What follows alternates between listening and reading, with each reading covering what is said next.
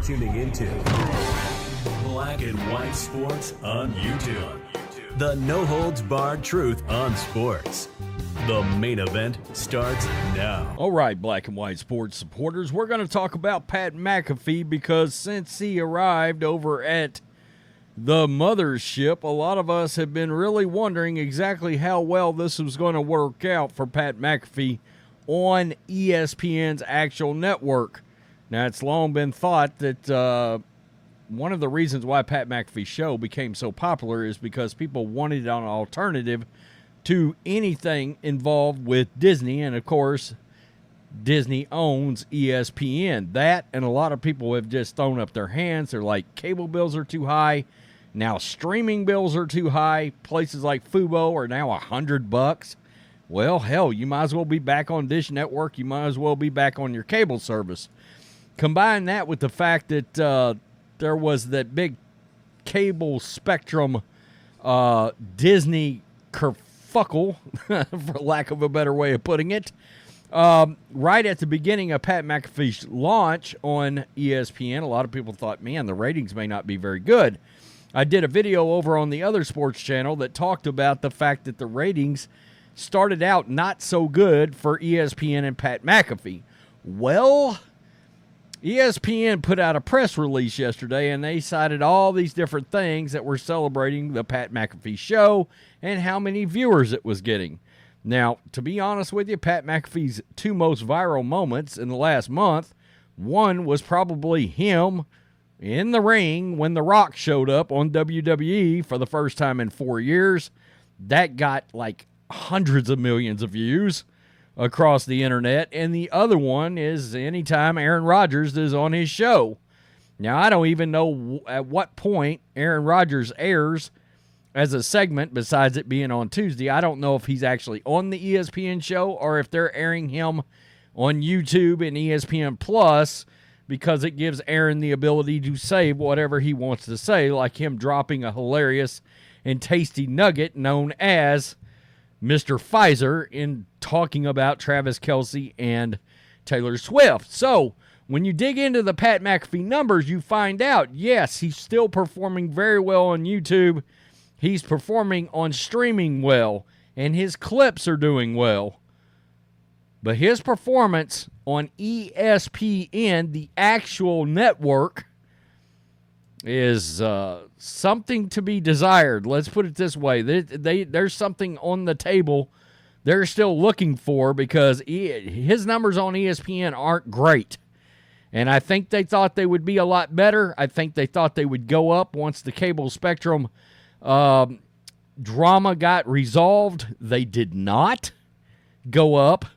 So that tells you a couple of things. Number one, people still aren't willing to support Disney ESPN outside of the idea they have to tune in for, say, an actual football game, college or pro. I mean, there's a lot of things on ESPN that people won't watch, Major League Baseball, NBA, etc. And a lot of these studio shows, their ratings blow. Why? People do not want to support Disney unless they're backed into a corner and they're looking at having to miss a Monday Night Football game. By the way, those games are now on free TV and ABC. So, you get the point. Let's dig into this a little bit. Awful Announcing put this out. I think it's by way of Sports Media Watch. On Wednesday, ESPN issued a press release touting the success of Pat McAfee's show after 4 weeks. The numbers seem impressive. The release notes that McAfee's show has 242 million views over its first 4 weeks and 17 shows averaging a reach of 1.4 million and maxing out at 1.9 million on ESPN's linear networks and YouTube. Yeah, but the thing about it is that's not that much different from when he was actually, as far as the YouTube part goes, not really all that different from when he was just on YouTube. Okay, so that's something to point out there. When digging deeper into the data, much of the success is coming digitally rather than on ESPN itself. Uh-oh, big problem. The 2-hour block on ESPN has topped out at 415,000 viewers, over its first 4 weeks on the air. For the show on Friday, September 22nd, live in South Bend for the Notre Dame game. Its lowest viewership on ESPN came just last week. For the show on Thursday, September 28th, when just 201,000 tuned in on ESPN. That's not good, folks. I can tell you right now, that is not good. The Pat McAfee Show averaged 277,000 viewers on ESPN over its first 4 weeks. However, the show is thriving on YouTube. Through the same 4 weeks, the full 3-hour-plus YouTube edition of the Pat McAfee Show is averaging 500,000 viewers, topping out at 763,000 viewers, with a lower viewership of 368,000 on Thursday, September 28th. That was last week. Well, that's kind of interesting because that seems to be about the same range he was in prior to joining ESPN on YouTube. So that's kind of interesting. I don't know that has helped him at all on YouTube. And it looks like the ESPN ratings on the actual network aren't as good as they thought they were going to be. The clips from McAfee's show continues to rack up on YouTube. ESPN's release said the clips on YouTube, the ESPN app, and social media totaled 213 million viewers over the first month without tallying the numbers. I can't believe it. On YouTube, 11 clips from just 2 days averaged 144,000 views and totaled over 1.5 million views. That's a good week for a 2-hour broadcast on ESPN's linear network, and McAfee's YouTube channel is pulling it for 2 hours worth of clips from 2 days. While the success on digital platforms is excellent, guys, this also includes, when they say digital platforms, this includes Twitter/X, okay? Now, I can tell you right now, for a lot of these bigger folks, that's where a lot of these views are coming from now, okay, is Elon Musk platform. Let's just be honest here. Like that Pat McAfee clip with Aaron Rodgers nailing Travis Kelce and calling him Mr. Pfizer, that clip went mega viral, okay, on X. So, and that will get included in these kind of numbers. And was it Pat McAfee? Yeah, I mean, it was funny that Pat was laughing about it, but let's face it, everybody tuned in to find out what Aaron Rodgers said about Travis Kelce and his allegiance to the jab, okay, and his commercial. ESPN will eventually need more success on linear from Pat McAfee on the actual network. The company uploads clips from other studio shows like First Take on YouTube and social media, and many of those bring in numbers comparable or even in excess of those from McAfee's show. And unlike the Pat McAfee Show, First Take also draws impressive linear viewership. Last week, it touted the average of 505,000 viewers for First Take in September, the show's most watched month ever. We know Shannon Sharp's over there now. For ESPN, this isn't the worst problem to have. McAfee's digital audience is quite strong.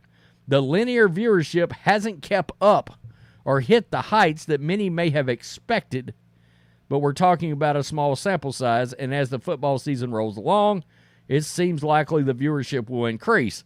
Well, I don't know about that either, because the fact is, when the football season starts, everybody's all fired up. They're tuning in. They're looking to get all the analysis they can get for their fantasy football teams, and you have all these different personnel decisions and these people playing on new teams, and the fire for football at the beginning of the season is, in my opinion, always sort of higher in the beginning. Why? Because, well, in theory, every team feels like they've got a little hope at the beginning of the year. I mean, hell, the Arizona Cardinals are not nearly as bad as we thought they were going to be, and they've been competitive in most of their games. I mean, if a ball bounces here and a ball bounces there, you look up and the Cardinals may, 10 weeks from now, be flirting with a 7th playoff spot. We just don't know. And I think there's going to be fire around that. The most interesting part to all this is the fact that, yeah, he's held steady on YouTube and ESPN Plus, but on YouTube in particular and the X. Why they didn't mention the X, I don't know. but it's part of the digital platform, okay? And that's a big part of these views now. Nobody wants to give Elon Musk any credit at all, but he put up a graph the other day of the increased number of people that are using that platform now, and it's way higher than it was prior to him actually buying it and it switching over to him owning it. And this video is not about Elon Musk, but it's become a massively viable platform to watch clips on. That's where I watch all clips now. I don't even watch them on YouTube anymore. So you get the point there, all right? That's an additional piece to all of this.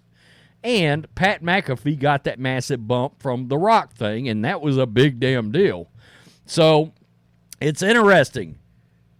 YouTube stayed about the same. It tells you people still are not tuning in. He did not bring any new eyes to ESPN at all. That didn't happen. And that's what ESPN wanted for that time slot.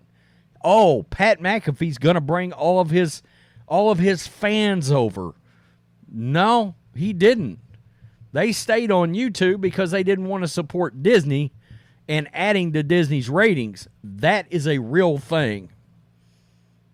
I've said this before, I'll say it again. Outside of actual live sports, where I want to tune in for a big college game, or I want to tune in for Monday Night Football, and that was before it went back to ABC all the time, I am not tuning in for crap on Disney's networks. I'm not. Disney Plus, any of it, not going to happen. Tell me what you think, black and white sports supporters. Very interesting when you peel back and start looking. The actual network part of this didn't work out so well for ESPN. Peace. I'm out. Till next time. Thanks for watching the show. Be sure to like, comment, and subscribe. Be sure to tune in next time on Black and White Sports.